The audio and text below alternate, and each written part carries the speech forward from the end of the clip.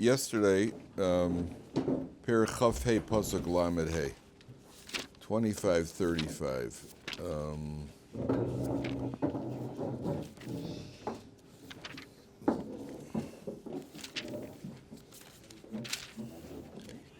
25:35 is on page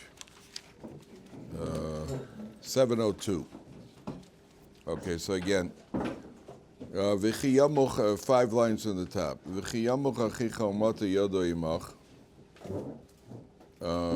When your brother waxen poor, is that how he translates? He becomes impoverished. Umata yodo imach. V'chazakta bo, you have to reinforce him. Ger v'tosha v'chai imach. Whether he's a convert or a dweller, and you should v'chai imach. Now, one of the fortune points out over here that there's a strange term. It says v'chazakta bo, and you should hold. Literally, v'chazakta bo would be translated as you should hold on to him. Whereas v'chazakta oso in Hebrew, which would be more logical, is you should support him. Yet the Torah uses an expression v'chazakta bo, you should hold on to him. Now we find this expression in another place because the Torah says we say every Shabbos or where we're putting the Sefer Torah away, Eitz chayim hi lamachazikim ba. It is a tree of life for those who take hold of it. Now it should really be, because we're talking about somebody who supports Torah, it should be Eitz chayim hi lamachazikim osa, one who is holding it, not one who takes hold of it. You understand? In other words, with that expression, let's go back to that expression for a second. Eitz chayim hi lamachazikim ba. That's always used as a description for those who support Torah. If you donate money to a yeshiva, like Ohr Somayach, which is 7 paychecks behind, or to a kollel, or to the special Dovid Kaplan fund, right? The only 7 paychecks. That means it's better than 8, right? Not as good as 6. Right, so you know, if you support a kollel or you support a yeshiva, if you support Torah, if you yisachar zvulun, if you contract an agreement to support somebody while he learns Torah, so we told Eitz chayim hi lamachazikim ba. The Torah is a tree of life for those who take hold of it. But if we're talking about support, it should really say for those who support it, right? So what does it mean when it comes to Torah support? It means there's an optical illusion. It looks like those who are supporting Torah are supporting it. But in fact, who's supporting who? What came first? The chicken or the support? Right? Who's supporting who? You're supporting Torah, or by supporting Torah, Torah's supporting you. So remember, it says the Aron Kodesh carried those that carried it. Symbolically, looks like you're carrying the Aron Kodesh, which is Torah, but the Torah is carrying those that carry it. So this guy once said to Rabbi Rev Steinman Zatzal, he said, how come we need so many kollels? Why do we need so many people learning Torah, so many kollels? So Rav Steinman said to him, how come we need so many rich people? The guy got nervous because he was a rich people. So he got nervous. You know, Jews never had, everywhere you look now today, you know, prosperity among the Jewish community. You look around in the Jewish community, in the world, the Jewish world, you got not millionaires, you got billionaires. You got guys that are doing very well all over the place. So Rav Steinman said, how come we need so many billionaires? How we need so many rich people? So the guy got nervous. Rav Steinman said, we need so many rich people because we have so many kollels. If we had less kollels, we'd have less rich people. So the guy said, okay, how much do you need? You know, he got nervous at that point. So it's Eitz chayim hi lamachazikim ba, looks like you're supporting Torah, but it's an optical illusion. Torah is really supporting you. The same thing over here, the Torah says, take hold of him. That means, yeah, you have to give him tzedakah, and it looks like you're supporting him. But really what you're doing is you're taking hold of him, because by giving tzedakah, you yourself will prosper. And that's the rule when it comes to tzedakah. When it comes to tzedakah, the more you give, the more you get. Because the way it works when it comes to tzedakah, it's you know, like everything else in Torah life, it doesn't follow natural law. So the Gemara says, Melach Mamon Chaser. If you want to salt your money, decrease it. What does it mean to salt your money? Hey, pass the salt. My wallet's over here. Preserve. You want to preserve your money? Decrease it. What does that mean? Give tzedakah. Why does it work that way? It's like the guy walks into the post office and he wants to send a package. So the guy says to him, "You don't have. You're gonna have to. It's too heavy. You have to put more stamps on." He says, "Yeah, but that's gonna make it heavier." Right? So you have to understand what's going on. The answer is that what HaKadosh Baruch Hu wants is people to distribute tzedakah. So if you give away money, if you're making $200,000 a year and you give away 20%, 10%, Hashem says you're good. That's what I'm looking for. So I need money distributed. You give out $20,000, so next year HaKadosh Baruch Hu gives you another $200,000. Then you decide to really roll the dice and give 20%. So you give 20%. The guy says, "Well, yeah, you're who I've been looking for a long time. I need a guy giving out 20%. So you're giving away $40,000. Says, "I like you." The next year he gives you $500,000. So you give away another 40%, $100,000. Coach says, you're a winner here. Next year he gives you $1 million. $1 million, you start making a calculation. Whoa, 200 grand. That's some serious scratch. I'm going to cut it down to 100,000. Bad. The coach says, okay, next year you only get 750,000. Ooh, had a bad year. I should have such a bad year. Had a bad year, only $750,000. I'm only giving 5%. That coach crashes. You understand? He's looking for us to distribute. So the more you give, the more you get. That's how it works. So vechazakta bo means you're taking hold of him. The poor man who needs you, you're actually taking hold of him. Because by taking hold of him, you're actually doing yourself a favor and increasing your own finances. Yeah, go ahead, Avi.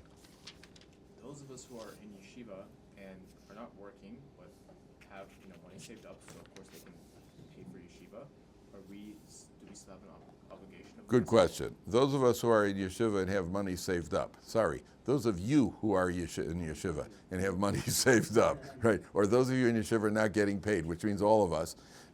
So those of you, the question is really where does the penny? You have to make a calculation. First of all, you do not give tzedakah money. You don't have to tithe your keren. The keren is your base income, your base amount. That means if you've tithed it already, if you earn $100,000 and you tithe it, you gave away 10%, you now have $90,000. That $90,000 has been tithed already. You only have to tithe profits. Whatever profits you make, you have to tithe. That's why rich people, the Vilna Gaon says it's easier to fulfill your tzedakah obligations if you have less money than if you have more money. Because you could have less money and you have less money. So if you only make $100,000 a year, you have to give away $10,000. But if you're multi-millionaire and you've got money coming in from various investments, now you got to keep track of this and figure out how to give that money away. And when was the crash? 2008. So a group of very wealthy men who lost money, a lot of money, they came to Rav Steinman and they said to Rav Steinman, why did we lose so much money? We give a lot at tzedakah. Rav Steinman said, if you make a calculation, you'll see you didn't even give 10%. You gave millions, but based on what you guys were making, that millions didn't equal what you should have given. So that's why you lost your money. That's what he said to them. For us, if Steinman was the Gadol Hador, he can make projections like that. We can't make we don't know in any individual case. We're just talking in theory. It's easier to give away your tzedakah money. It's easier to do what you got to do with less money than with more money. Having said that, we all want more money. But at the end of the day, to fulfill the tzedakah obligation, it's easier that way. Yes. Yes. So let's say I own a company and it's worth. Should happen soon. Yeah. So it's worth $100 million. Should happen very soon. And, Yeah. But I have hard cash, which is worth like $1 million. Right? These are all difficult calculations. Do I pay the money? Is my master according to my? It's a good question. It's a complicated question. When you own property, how do you make calculations based on market fluctuations and real estate prices? That already in an individual level, and I hope you have to ask this question very soon, to go ask Rabbi Bradowitz exactly how do I tithe $100 million? I hope you have to ask that question. That's a much better question to ask than I forgot Yalav Yavo in Shemon Esrei. I certainly hope we all should have to ask that question, how do I tithe my money? The only time, you're limited to 20%, except if you're fabulously wealthy. If you're fabulously wealthy, you can give away more. How much is fabulously wealthy? If you have to ask, then you're not. That's the rule. But when you're become that's also a question we'd all like to ask. I am now fabulously wealthy.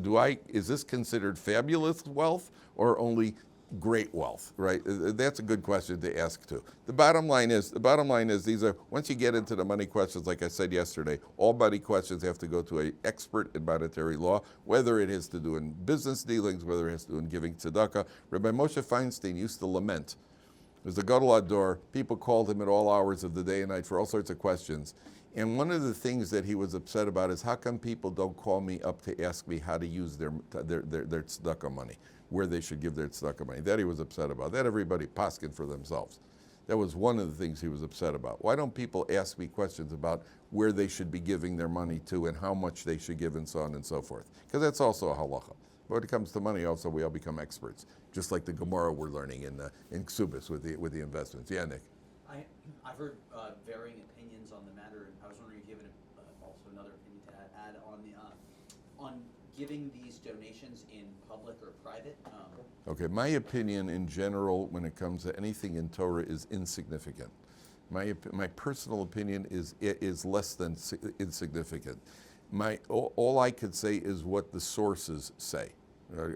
My personal opinion does not matter. But it depends on the person, He's asking like this: should you give your money publicly or give your money privately? So many will tell you, generally, we try to keep things under wraps. It's always better to stay out of the public eye and not to get attention, except if getting attention is l'shem shemayim, which means that the institution or the yeshiva or the kollel may want you to give the money publicly and put up a plaque so that other wealthy people see, and that'll inspire them to give. And therefore, the determining factor is always going to be, what does Hashem want right now? What does Hashem want? Does he want me to keep it quiet? Or does Hashem want it public, even though I find it distasteful, or I'm working on my midos and I don't want to be a haughty person and I want public attention? But I always have to set that aside. What does Hashem want right now? You know, they asked Rabbi Chaim Kanievsky, who wanted nothing more than to sit and learn. That's what he could do, 24 hours a day, he could sit and learn. And he had his door open. People came to him day and night for all sorts of questions and problems, and some people were nuddiks. And so they asked him, how do you do that? Was it hard for you? He said, it's not hard for me, because my job is to do what Hashem wants, not what I want. Do you know that the Chazon Ish, they said there were times that the Chazon Ish counseled people, and he missed davening. He missed mincha, or he missed ma'ariv. So somebody once said to the Chazon Ish, but mincha. So the Chazon Ish, who was the sweetest of the sweet, he said, and why do we daven mincha? Well, the halacha says so. Yeah. And where does the halacha come from? What do you mean? It comes from the Torah. Where does the Torah come from? It comes from Hashem. So that means that we're davening because Hashem wants us to daven. But right now, what does Hashem want me to do? Does he want me to daven, or does he want me to counsel this heartbroken person? So I do what Hashem wants, not what I want to do. And that's the rule in all areas of life. What does Hashem want right now? Sometimes it's not so clear what Hashem wants. That's why we have to ask. We have what's called Das Torah. We have to get people like the Chazon Ish who could tell us, hey, listen, I'm eating lunch right now. That's what Hashem wants me to do, so I'm not going to daven mincha. No. That not. We're not there yet. But there are certain times in life. Listen, I once had a situation where my wife asked, she said she wasn't feeling well, and I was on my way out to davening in the morning, and she said she's not feeling, she's got a fever. She needs me to stay home and help with the kids. So now what should I do? Miss Minyan to stay home with the kids? And the answer is yes.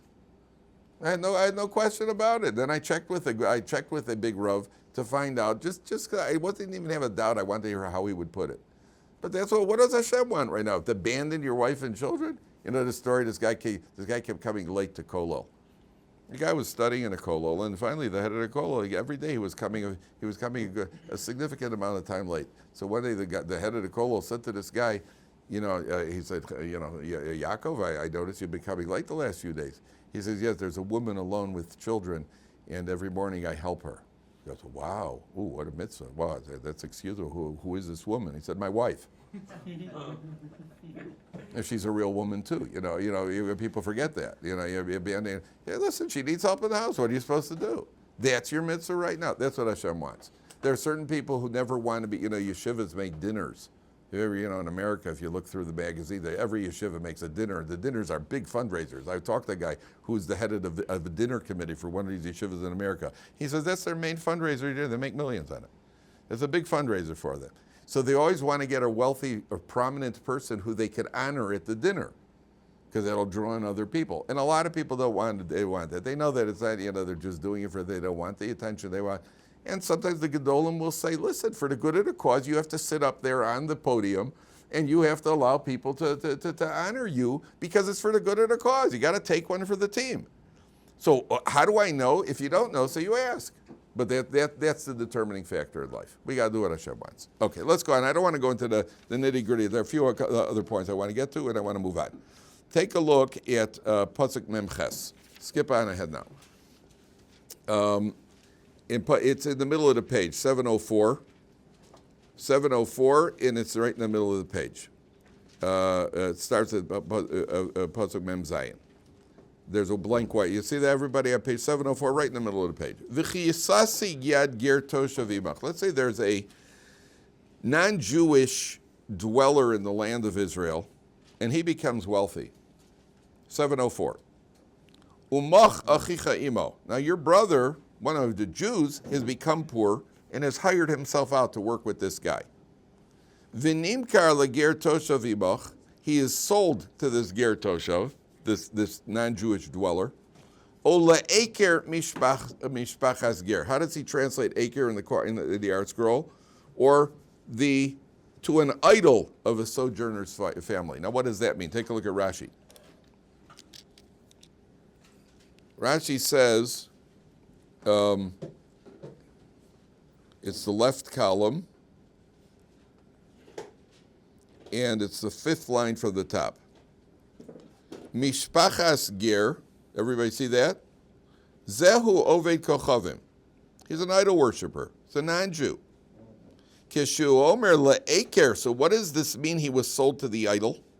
Zehanimkar la'avoda zora atzma. He was sold actually to an idol worshiping operation. Lios shamish, to serve it. V'lo le'elohus, not to worship the God. Elalachto veitzim v'lishov mayim. He is chopping wood and drawing water for the church. So a Jew is destitute, sold to a non-Jew, or he sells himself, he needs money, he hires himself to church to chop wood or to fetch water for them. Now, what do you think would happen? Imagine we find out that there's some kid who grew up, he lost his parents, he's without a family, and eventually to find a job, he went and hired himself out to a church. What do you think the Jewish people, the Jewish community would do in order to get him out of that situation for chopping wood, working for a church? What would the Jewish community do? We would band together, raise some money, pay the church, get this kid out and put him in a yeshiva somewhere, put him in help him out, right? That's what we would do, anything we can. There would be public announcements in the shul. The rabbi would get up and make an appeal. We got to get this kid out. Who knows whether it's going to end up, he's working, he's chopping wood for the church, right? You can imagine such a thing. Okay, look at the next pasuk. Acharei nimkar, after he's sold, geula tiyelo, he should have redemption. Echad me echav yigalenu. One of his fellow men should redeem him. Now look at Rashi again on Pasuk Mem Ches. This is incredible. Geula tiyelo, left column, 7 lines from the top. Miyad, immediately get him out of it. Al tanicheyu sheyitama shom. Don't allow him to end up there. But what happens? Look at the next pasuk. Now keep your finger on the Rashi. Look at the next pasuk. Ododo, his uncle, O Ben Dodo, his cousin Yigolenu, O Mishe'er Besaro Mi Mishpachta Yigolenu, or some family relative. Oh, he siga Yodov and Yigolor. He finds money and he gets out. Then how do you redeem him? V'chishavim koneo mishas himochro lo ad shnas hayovel. Make a calculation with the guy who bought him. V'haya kesef mimkaro b'mispar shonim. The value is according to the years. Hey, this is right up our alley from the Gemara, right? Kimei sachir yemo. In other words, you make a calculation with him. Well, if he sold himself to this guy for 10 years, make a calculation how long he's been there, deduct that, and pay the guy the price. If it's longer, more. If it's less, less. That's how you calculate the price. One more Rashi we're going to see. Take a look at Rashi on Pasuk Nun. Says Rashi, Ad Shnas HaYovel. Sheharei kol atzma lo keno elo avdo al Yovel. Listen, you've purchased him, even the goy, he goes free at Yovel. Sheharei biyovel yotze. He goes out at the Yovel. Shenemar lamata v'yetze v'shnas HaYovel. Now pay attention carefully for the next line. This is the one I want to get to. Uvenochri shetachas yodcha akosuk medaber. We're talking about a goy who is under your jurisdiction. And the Jewish people have a Beis HaMikdash, and we have total control of the land of Israel. It's not like now that we're under America's control or under control of the Europeans. We're in control here. This guy is under our jurisdiction. He's under we have authority over him. And he's not Jewish. So you know what? Walk in there and make the guy an offer he can't refuse. Bring in a couple of Jewish mafia guys, Goldsteiny and Friedmini and Kohini, and go in there and say, hey, listen, bro, we want this boy out now, right? Well, what are you giving me in exchange? Well, in exchange, we're going to let you walk out of here in one piece. How's that? Says Rashi, ve'af al pichen, and even so, lo sovo lo bakifin. Don't come after him with force. Mipnei chilul Hashem. That's a desecration of God's name. Ela kishabali goel yedaktik b'cheshbon. You're going to redeem him from the goy. You have to make a precise calculation. That means we could go in there and we could get him out of there. Make take it, give a little physical therapy and bring the boy home. And the Torah says no, you can't. Even though he's basically the goy is helpless. We're in control. We've got the authority. You have to go in there and make a proper calculation and pay him what the value is. Why? Because there's a chil Hashem potential. There's a desecration of God's name to go in there and take him out. And the guy says, that's how Jews behave. I paid money and now they're just taking him away by force. Doesn't work that way. So look what the Torah is telling you, how careful you have to be a chil Hashem. Who are we talking about? We're talking about desperation. Got to get a Jew out of the idol. He's in there working in the church. And even there, the Torah says, doesn't make a difference. The chil Hashem has to be no chil Hashem. You can't go in there and use unjustifiable means. Now, the Chavetz Chaim says on this, first of all, I want to show you something. You're going to like this, Biddy. If you take a look back at Pasuk Mem Tes for a second. O Dodo, O Ben Dodo. So there's actually a debate in the Gemara in Sanhedrin when Mashiach comes. Who is Mashiach going to be? So I can tell you it's not me, because I'm a Kohen. So Mashiach, I could be Eliyahu Navi, if it's a good day, but I'm not Mashiach. So far, nobody's told me that I am. Eliyahu Navi's a Kohen. But Mashiach is not, so I'm out of the running, contrary to any rumors otherwise. So Eliyahu Navi, well, why are you laughing there, Yehuda? Oh, thanks a lot for the vote of confidence. The Kohen Gadol is a possibility. And by the way, the other Kohanim had to make the Kohen Gadol rich. That's why I've sent in my application. One paycheck behind? Oh yeah, the Kohen Gadol was not any paychecks behind, right? It says Kohen HaGadol Me'echav. The Chazal say Gadlehu Me'echav. Once he becomes appointed Kohen Gadol, if he hasn't got it, they got to make sure he does. I like that one. So depending on who becomes Kohen Gadol, watch, it's just my luck. My brother will become the Kohen Gadol, or some White Sox at Chas v'Shalom. So no Kohanim would be White Sox fans. So by the way, the Cubs swept the White Sox. For all you White Sox fans out there, the Cubs just swept them. There were White Sox fans at Wrigley Field dressed up like the Pope, and it didn't help them. So now,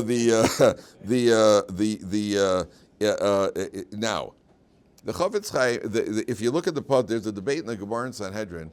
Is Mashiach going to be David HaMelech himself? Or is the ultimate Redeemer going to be a descendant of David HaMelech? There's a discussion in the Gemara. Look at the Pasuk. O Dodo. Now look at that word Dodo. If you rearrange the letters of Dodo, what do you get? Dovid, Daled Vav Daled. It'll either be David, O Ben Dodo, or a descendant of David, that what? Yigalenu, that is going to do the redeeming. And so the Torah is alluding to that. And by the way, the reason the name David, which is obviously ranked as the finest name in Lashon HaKodesh. Did I mention that my first name is David? The reason that what the word Dovid means is the beloved one. Ani ledodi v'dodi li, as we say, and it says in Shir Hashem. The word David is the beloved one. The beloved one. David HaMelech was chosen. Every name, Shlomo, it comes from the word shalem, completion. It's when Shlomo HaMelech became the king that the Beis HaMikdash was built. Shlomo had a son called Rechavam. When the Jew Rechavam, the nation was broadened. That means it was the son of Shlomo when the nation was split into two, into Yehuda and Yisrael. Every name in the Torah has a meaning to it. So the name David means the beloved one. So it's O Dodo, it'll either be David, O Ben Dodo, Yigalenu, which is followed by the word redemption. One of them is going to be the Redeemer, that the ultimate Redeemer for the Jewish people. Now, the Chafetz Chaim asks in connection to Mashiach, the Chafetz Chaim asks, we have an obligation to believe that Mashiach, A, will come, and B, he could come at any moment. It's an obligation. We have to believe that. The Rambam says, don't focus on it. The Rambam says, don't make it a study, and don't make it something that you're constantly focused on as what is going to be when, and even the Rambam himself says, when people say, what's going to be when Mashiach comes? The Rambam says, we won't know until we know. The Rambam who told us everything else says, when it comes to Mashiach and Olam Haba and all these things, we won't know until we know. That's how the Rambam says. Okay, so what's the point of speculating? We only know it'll be good. But the Chafetz Chaim asks a question which I think is bothering, it's at least a curiosity to us. It's something we wonder about. Mashiach didn't come for the Vilna Gaon, and Mashiach didn't come for the Rashba and the Rambam, and Mashiach didn't come for the Chafetz Chaim, and Mashiach didn't come with the Chazon Ish and Rav Chaim Kanievsky. So we got to look, we think to ourselves, hey, why would he come for us? Why would Mashiach come? We're not on that level. Why if he didn't come for the greater generations, why would he come? Didn't you ever wonder about that? I mean, what chance do we have nowadays in a world where there's rap? Why would Mashiach show up? That's something that's got to be bothering us. I remember reading once about a guy who set the world's record running backwards from Los Angeles to New York. He ran across the United States backwards from Los Angeles to New York. Set the world's record for it took a few months, whatever it took, running backwards. And my reaction to when I saw that story was, he probably got to New York, took one look around, and then set a world's record running forwards out of New York. That's what I would assume. I thought about, if Mashiach, imagine Mashiach shows up and takes one look around, sees what this world looks like. Why would he? What hope is there? That's what the Chafetz Chaim asked. What's the answer? The answer is, just like over here, the redemption comes with a reduced price. The closer you get to the point of redemption. This guy was by the Goy for 20 years. At 20 years, it's a higher price. He's got 20 years more to work, so then he's got to pay a higher price. 2 years before the Yovel, anyway, he's going to be redeemed. He goes free, so then the price gets lower. It's a lower price. Says the Chafetz Chaim, with all the merits that have accumulated through history for the Jewish people, many merits have accumulated, so then it's what he called, we're closer. We don't need as many merits for it to happen at this point. When it was 1,000 years ago, the Jewish people still needed many merits. Now we're closer to the Mashiach, we need less. So our merits of what we're doing, learning Torah, doing mitzvahs, davening, and all the other things that we do, that's bringing Mashiach closer. Because now, the others ask, one of the analogies they use, they're people who are miners. People go into the mine. And what are they mining? They're in a diamond mine. Don't they have that big diamond mine in South Africa? Right? So you got to go down there and you got to go get the diamonds. Who are the miners? Who are the guys who are actually going in and digging out the mine? The guy who's sitting in the office, who is it, De Beers, who owns the company?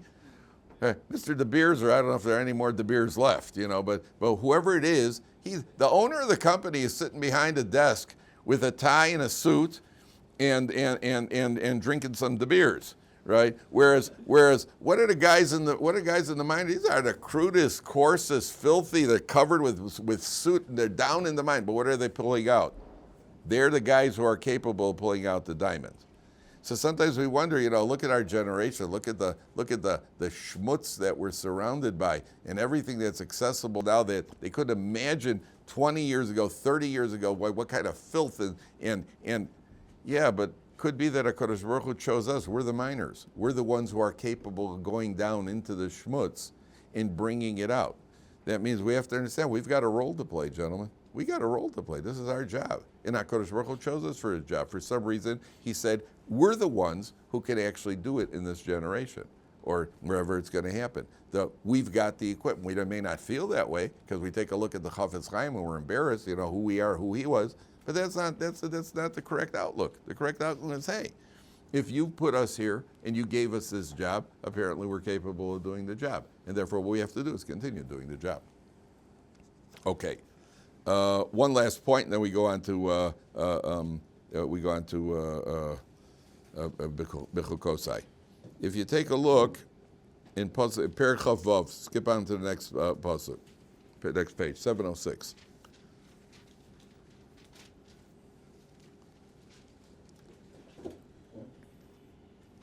So the 4 lines of the bottom. Lo sasu lachem elilim, don't make idols. Upesel matzeva lo sakiba lachem.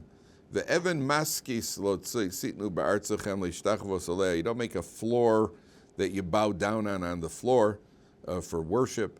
Ki ani Hashem Elokechem. That's why we're careful not to bow down on floors. Even on Yom Kippur, we put something when we do the Nachal Korban Shach, we do it on a pad, not straight on the floor. As Shabbosai Tishmaru, keep my Shabbos, just in case you didn't know that one. Right, so the Torah reminds us yet again. I think Shabbos is mentioned 12 times in the Torah, which tells you how important it is. Right? When something's important to somebody, they repeat it over and over. When your wife wants you to shop on Erev Shabbos, and she keeps saying to you over and over, don't forget the onions, okay? When you shop, don't forget the onions. And they may mention it several times. And by the way, there's a double standard. A wife is always allowed to double check on her husband. And you can't be insulted. Your wife says, okay, did you write down the onions? I need the onions. Don't forget the onions. Are you going to get the onions? You're not going to forget the onions, are you? Guess what happens? Well, some of us forget and some of us do it on purpose just to teach her a lesson. Don't keep double checking. But no, we don't, because that's pikuach nefesh. That's life threatening. So we make sure you breathe. But a wife is allowed to. Now, no husband is allowed to ever walk into the kitchen and say to his wife, did you remember to put the cinnamon in the apple cake? That you're not allowed to. You don't trust me? Yeah, that you're never allowed to do. There's a double standard for good reason, because they never forget when we do. So there is a good reason for it.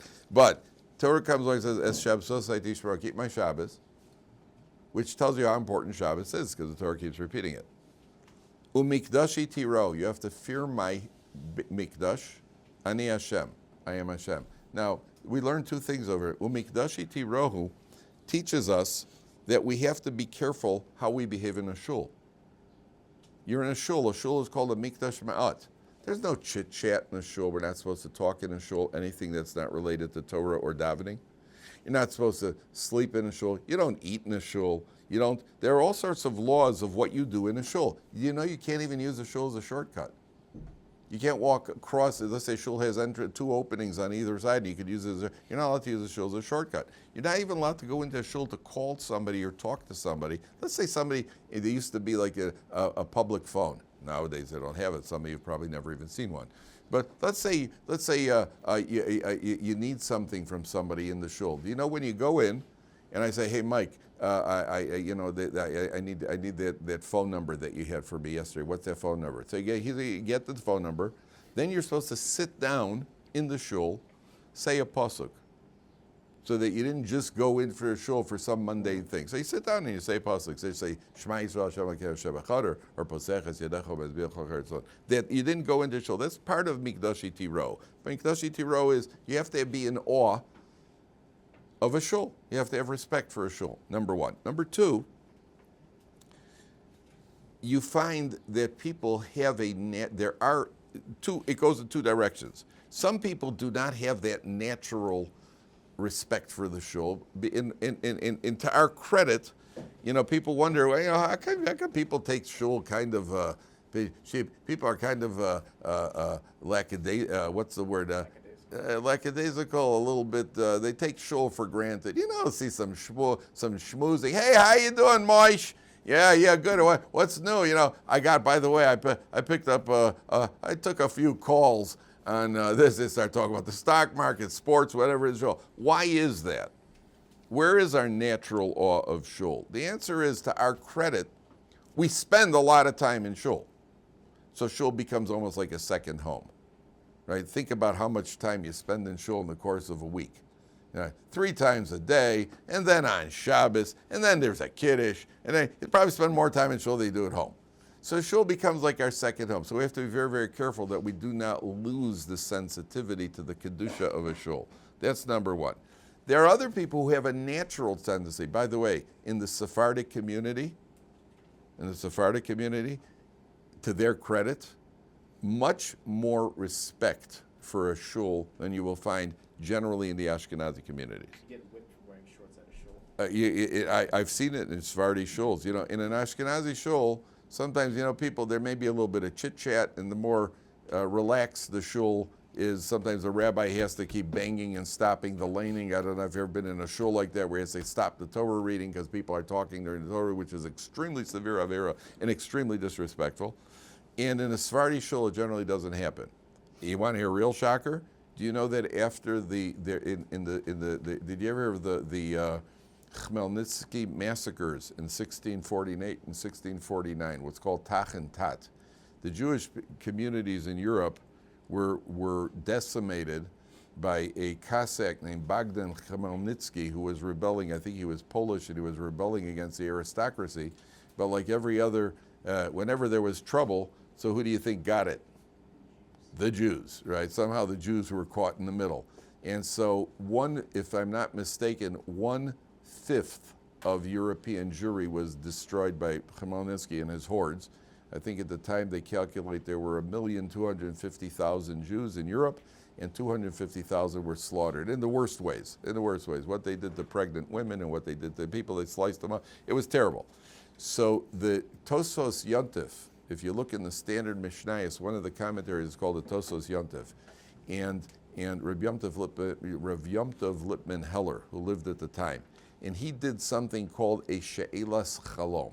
She'elas Chalom means he petitioned heaven in a dream that they should come to him in a dream. He did some sort of prayer where he's petitioning that he wants a message from heaven that he should be communicated with in a dream. We're after the period of prophecy, so it was not Nevuah, but he wants to do a She'elas Chalom, and he petitioned that he should be responded to in a dream. Why this horrific decree against the Jewish people? And he was answered in a dream. And they told him from heaven that it was the result. Now, what would you guess? Why would the Jewish people have to go through that sort of suffering? Idol worship, immorality, murder, eating non-kosher food. What would you guess? Any of the above, right? And he was told in a dream it was because of the lack of decorum in the shuls. Too much talking and chit-chat in the shuls. And at that point, he instituted a Misha Beirach. There are shuls that make a Misha Beirach for Misha Yishmor Pivu Lishono B'Shas HaTfilah, whoever doesn't talk during davening. He instituted that in the 17th century, and there are shuls that to this day they say, like they have the Misha Beirachs for sick people that they make in the shul. They make a Misha Beirach for those who will guard their mouths in shul. And there's speculation that the reason it was in the European countries, not in the Sephardi countries, because the Sephardis had they had a much more decorum in the shul. I was in a Sephardi shul once, and I saw a guy who probably wasn't even Shomer Shabbos. Yet 2 other guys were talking, and this guy led into them with everything he's got. You don't see her in a shul. Okay. Now, this is the guy who may have even driven to shul. That doesn't matter. That's how it is. You behave yourself in a Sephardi shul. That's how it is. So if somebody once asked me, how do you make the She'elas Chalom? Yeah, that's the part that some people take out of the story. How do I do a dream petition? The answer is you write a commentary on the Mishnayos which is printed in every standard Mishnayos, and then we'll talk, right? Then we're on to She'elas Chalom. That's how you do it, She'elas. Some people want to jump, already we're petitioning heaven. First petition the Mishnayos, then we'll talk about petitioning heaven. So the Mefarshim say over here, as Shabsosai Tishmoro, keep my Shabbos umikdashi tiro. It's not enough to have that decorum in the shul. That's not enough. You have to keep Shabbos and all the other mitzvahs too. That's the priority. The priority is keeping Shabbos, not keeping. The respect for the shul is great, and donating to the shul is great, but that's the icing on the cake. That's not the cake itself. The cake itself is Shabbos and mitzvahs, and we do not compromise Shabbos for the sake of shul. I think I told you that's in the conservative movement. One of the things that they did was the first law that was loosened in the conservative movement was that Jews are allowed to daven. Jews may drive to shul on Shabbos. Jews could drive to shul on Shabbos for the sake of getting to shul, and we don't say that. In an extreme example, if you're living somewhere, it's Yom Kippur. Shabbos, Yom Kippur even comes out on Shabbos. And you don't need to, just Yom Kippur itself. And you want to get to shul, Yom Kippur. But it's not within walking distance, and you would have to drive, stay home. You do not break the halacha in order to do mitzvahs, ever. And therefore, that's the severity of Shabbos. Okay, let's go on to the next parsha. In bechukosai telechu ves mitzvosai tishmoru v'asisam osam. So, it translates as, if you follow my statutes and you keep my mitzvahs and you do them. Now, take a look at the first Rashi. In bechukosai telechu, if you follow my statutes. Yochol, you might have thought, zek kiyum ha-mitzvahs. You might have thought that this refers to keeping the mitzvahs, to doing the mitzvahs, fulfilling the mitzvahs. Ves mitzvosai tishmoru, but then it says, Kishu omer mitzvosai hare kiyum ha-mitzvahs amur. That's the fulfillment of the mitzvahs. So what does it mean in bechukosai telechu? If you walk in my statutes, if you follow my statutes. Hamani mekayim in bechukosai telechu. So what does this first phrase mean? Shetiu amelim baTorah. You have to work at Torah, studying Torah. That means that when you read this pasuk in bechukosai telechu, it's deceptive, because it sounds like in bechukosai telechu means if you keep the mitzvahs, if you follow the statutes. Says Rashi, quoting Chazal, the second half of the pasuk is talking about the mitzvahs. In mitzvosai tishmaru. So by process of elimination. So what's the first half of the pasuk talking about? In bechukosai telechu, if you study Torah. If you conscientiously put energy into Torah study. Shetiu amelim baTorah. You have to work at Torah. So the Orach Chaim HaKadosh, you've heard of the Orach Chaim, right? On this pasuk, the Orach Chaim has 42 different ideas. 42 different ideas on bechukosai telechu. So we are going to go through a few of them. We're not going to go through all of them, but we will go through a few of the ideas of the Orach Chaim HaKadosh. Now, the first idea, the Orach Chaim says that in bechukosai telechu means shetiu amelim baTorah. What's it got to do with telechu? There's active in bechukosai telechu, meaning that there's an idea here connected, something about moving in Torah. So one of the ideas is that a person, the Gemara says, Dovid HaMelech said, I thought every day I got up and I thought to do other things, yet my feet carried me to the Beis Medrash. So we learn from here in bechukosai telechu, if you follow my statute, shetiu amelim baTorah, your feet should naturally carry you to Beis Medrash, where we should study. That's where our feet should carry us. That goes back to the old question, what do you do when you have nothing to do? I know what I do when I have something to do. I either have to be in shul, or I have to go to work, or I have to, whatever a person finds us, I have to go to school. Now, what do you do when you have nothing to do? What do you do on Shabbos afternoon when and if you wake up from your nap? What do you, right, to go back to sleep, you're right, yeah, that's why I say if. And what do you do on vacation time, and what do you do on the weekends in America on Sunday when you have nothing to do? What does one do? That's really the indication of a person. Who you are, who we are, is what we do with our discretionary time. I got to go to work because now I'm employed, I have no choice. and I have no choice. I got to go shopping to bring food in for the family. Certain things I have no choice about. But what do I do when I have discretionary time? That tells me who I am as a person. So David HaMelech says, my feet took me to the Beis Medrash. Im bechukosai teilechu. Our natural, we should naturally gravitate, when we have time, naturally gravitate to a Beis Medrash. Go to a shir, learn Torah, have a chavrusa, go to Daf Yomi. That should be our natural movement. The question the commentary asks is, like I said, David HaMelech said, the Medrash David HaMelech said, when I got up in the morning, I thought to do other things. But then I went to the Beis Medrash. David HaMelech, what other things did David HaMelech going to do? What was David HaMelech going to do that he said, I thought to do other things, but my feet took me to the Beis Medrash? What other things were there for David HaMelech to do? Was it going to be in a pool hall? Was it going to be in a club? Was it going to be in a ball game? What is he going to do? So listen to this. With this we end. Gemara in Shabbos says, if all of the waters of the world were ink, all the seas and ocean were ink, and all of the meadows were quills, all the trees growing in the meadows were made into quills, and all the water in the world is ink, and the heavens were the Urios, the parchments. Thank you. The heavens were the parchments that you would write things down, and all people, v'chol b'nei adam lavlorim, all mankind would be scribes. So there's a lot of writing to do now. Got a lot of ink, a lot of parchment, a lot of quills, and a lot of scribes. Ein maspikin lichtov chalolo shel roshus. They would not be able to write down what goes on in one day in the government. Rashi says chalolo shel malchus. Listen to the words of Rashi. Omek libam, the depth.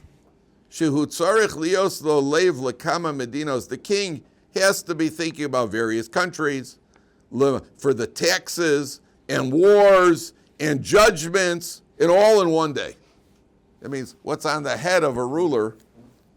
The Gemara uses a very exaggerated to make the point. With all the ink and quills in the world, you couldn't imagine what was going on in Netanyahu's head in one day.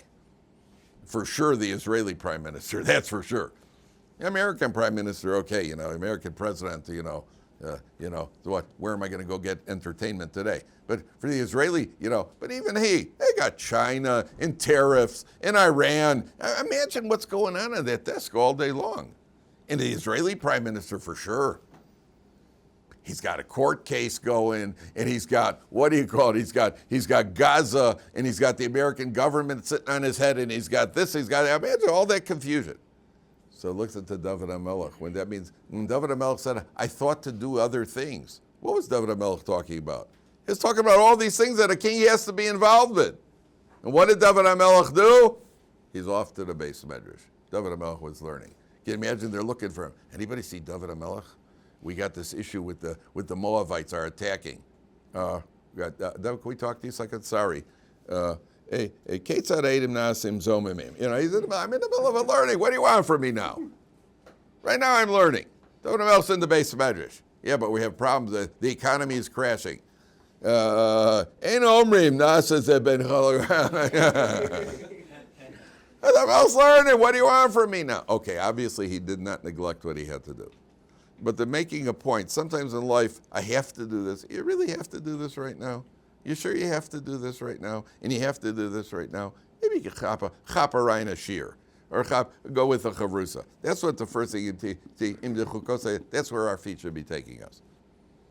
Okay, we're going to go through tomorrow. We'll go through a few more ideas Ohr Somayach mentions. We're also going to go through a bit of reward and punishment. Okay.